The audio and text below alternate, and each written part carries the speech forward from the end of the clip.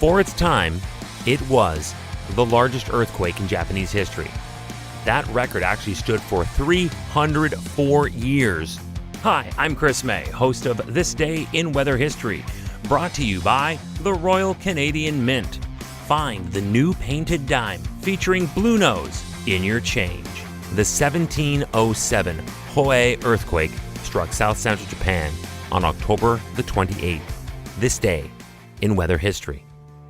The island nation of Japan is located along an intersection of 4 tectonic plates. As a result of this, a tremor occurs in Japan with a frequency of at least every 5 minutes. That equates to a total of 2,000 quakes each year. You don't need me to tell you that this is a recipe for disaster. But this very early 18th century quake caused moderate to severe damage throughout southwestern Honshu, Shikoku, and southeastern Kyushu. Some geography. The southern coast of Honshu runs parallel to the Nankai Trough, which marks the subduction of the Philippine Sea Plate beneath the Eurasian Plate. This is actually a very precarious plate balance as 4 of them come together. So, any movement on this convergence plate boundary normally results in many earthquakes, some of which are what are termed megathrust. Megathrust earthquakes on this boundary structure normally come in pairs, with a relatively short time gap in between them. This means 2 full-on quakes of equal or greater intensity.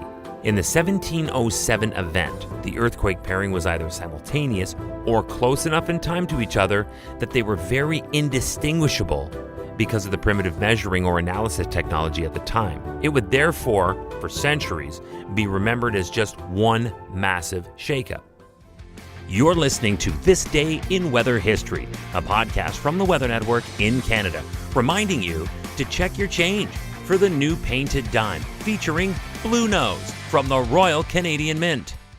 The earthquake was powerful enough to trigger an accompanying destructive tsunami, and it was the tsunami alone that caused more than 5,000 deaths. This, I don't know if you're hearing this, is sounding eerily similar to the Japan earthquake and tsunami of 2011, also called the Great Sendai earthquake or Great Tohoku earthquake in northeastern Japan on March 11th, causing the destruction of the Fukushima nuclear power plant. This 1707 event ruptured all of the segments of the Nankai megathrust simultaneously, the only earthquake known to have done this, with an estimated magnitude of 8.6 or 8.7. It is also said to have triggered the last eruption of Mount Fuji 49 days later. The earthquake and tsunami, as well as causing the estimated more than 5,000 casualties, also destroyed 29,000 houses and was responsible for at least one major landslide. This landslide, one of the 3 largest in Japan's history, was felt far and wide, spanning an area of almost 2 square kilometers with an estimated volume of 120 million cubic meters.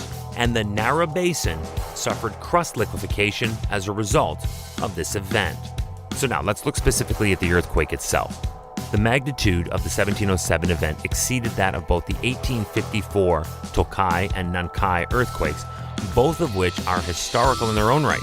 First, the uplift observed at Cape Moroto is estimated at 2.3 meters in 1707 compared to the 1.5 meters in 1854. That's almost double.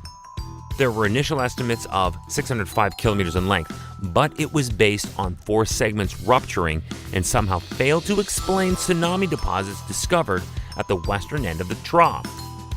But an additional area at the southwestern end, part of the so-called Hyuganada segment, gave better data and a closer to actual rupture length in the range of 675 to 700 kilometers.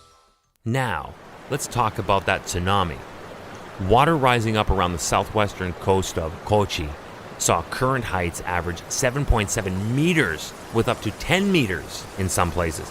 Areas of greatest inundation included 25.7 meter high sea rise at Kure, Nakatosa, Kochi, and 23 meters at Tanizaki.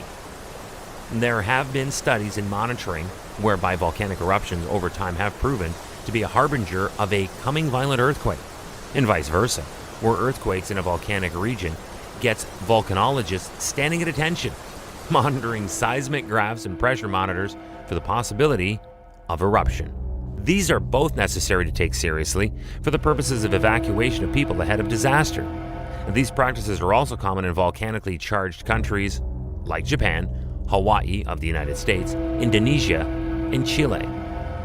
Mount Fuji erupted on December 16th of 1707, 49 days after this day in weather history. Tomorrow is October 29th, and we will feature the gripping conclusion to Hurricane Sandy, the night the lights went out in New York City as Sandy hit shore. That story is tomorrow on This Day in Weather History with me, your host, Chris May, and brought to you by the Royal Canadian Mint. Find the new painted dime featuring Blue Nose in your change. See you tomorrow.